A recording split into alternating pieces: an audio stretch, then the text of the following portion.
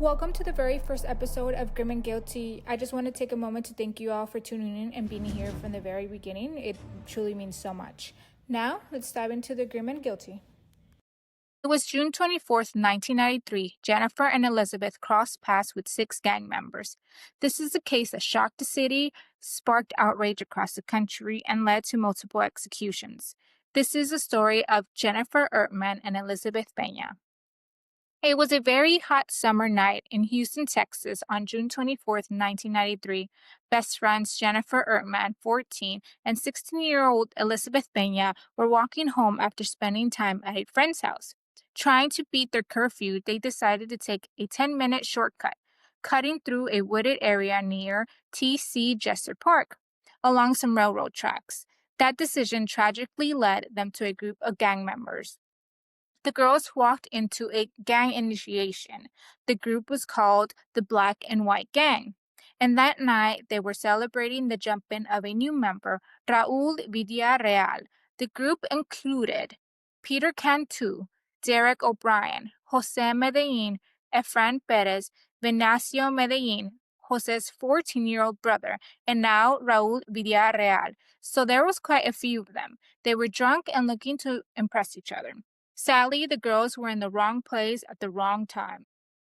It was Jose Medellin who grabbed Elizabeth first, and Jennifer, trying to help her friend, got dragged into too. What followed was one of the most horrific gang crimes in the U.S. history. For over an hour, the girls were raped repeatedly by multiple attackers, forced to perform oral sex, beaten, and humiliated. Eventually, the group decided that the girls had to die, else they would be able to identify them. They tried to strangle Jennifer with a belt, but it broke. Then they used shoelaces. Elizabeth was forced to watch her friend in her last moments, and when she tried to escape, she was beaten. Beaten so bad that she had broken ribs and her teeth were knocked out. Elizabeth was eventually also strangled. 4 days later, their families were still praying, searching, and handing out flyers. Then a breakthrough happened. Peter Cantu's brother, Joe, overheard what happened after he saw Peter come home with scratches and blood on his clothes. Joe was scared, so instead of calling the police, he made an anonymous tip to the Houston Crime Stoppers. When police searched the area, they found the bodies of both Jennifer and Elizabeth, and due to the hot weather, their bodies were badly decomposed.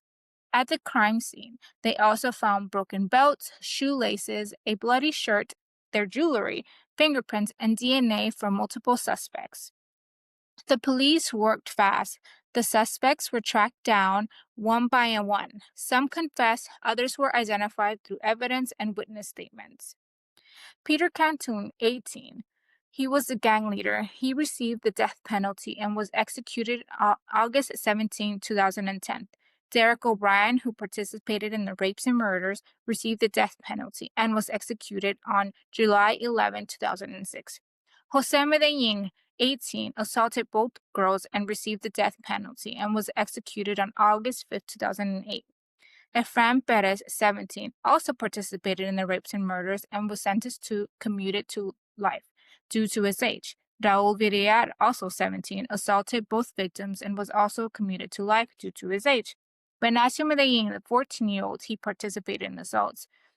He received 40 years and testified against the others. The Roman brothers, who were there when the girls were crossing the railroad tracks, left before the assaults began, and they served as witness. Jose Medellin, one of the attackers who was a Mexican national, there was a problem with his verdict. Under the Vienna Convention, he had the right to contact the Mexican consulate after his arrest, and he was never informed of that right. So Mexico took the U.S. to an international court of justice and demanded that the execution be stopped. The World Court ruled that his rights had been violated, but in a 2008 decision, the U.S. Supreme Court said that unless Congress passed a law enforcing the treaty, states did not have to comply. So Texas did what Texas does, and like I said, Jose Medellin was executed in August 2008. Both families did in fact attend all the executions. The murder of Jennifer and Elizabeth wasn't just a horrific crime, it was a turning point. Their families worked to change laws around victims' rights, parole eligibility, juvenile sentencing. Their story has been taught in law schools, debated in courts. These innocent girls were literally just trying to make it home on time. Their lives were cut short by senseless violence, and their families that carry that loss ever since. Cases like this remind us why names should never be forgotten and why choices we make, even the smallest ones, can change everything. Behind its elegant glamour lies something darker, a place tied to serial killers, unexplained deaths, and a mystery that stunned the world. Is it bad luck, or is the Cecil Hotel truly cursed? Today, we are diving into one of the most infamous paranormal hotspots in America, the Cecil Hotel. It was built in 1924 by William Banks Hanner in downtown Los Angeles. During an era of glamour, the Cecil was designed as a luxurious hotel for businessmen and travelers. But after the Great Depression, its fortune declined. By the 1940s to the 1960s, it was surrounded by Skid Row, becoming known for housing transients, criminals, and mental health patients. The shift in neighborhood changed the Cecil's fate, and fast. Here are some of the most infamous events tied to the Cecil. From the 1930s to the 1960s, at least a dozen of suicides occurred, including Army Sergeant Louis D. Borden, who slashed his throat with his razor. Roy Thompson from the Marine Corps jumped from the top and landed on the building next door. A 19-year-old girl named Dorothy John Parcell stayed in the hotel and woke up with stomach pains. She ended up giving birth to a baby boy, and she had no idea she was pregnant. She thought the baby was dead, and she threw the baby out the window and onto the building next door. In court, she was found not guilty by reason of insanity, but was taken in for psychiatric treatment. Pauline Alton jumped from the ninth floor window, falling onto a 65-year-old man named George Gianni walking by the hotel, killing them both, leading to the name the Suicide Hotel. In 1947, the Black Dahlia, Elizabeth Short, was rumored but not confirmed to have been seen drinking at the hotel days before her murder.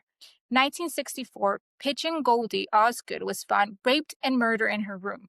Her killer was never caught. 1980s, Richard Ramirez, the Night Stalker, stayed at the Cecil Hotel. He murdered 13 people while living there and reportedly walked through the lobby covered in blood.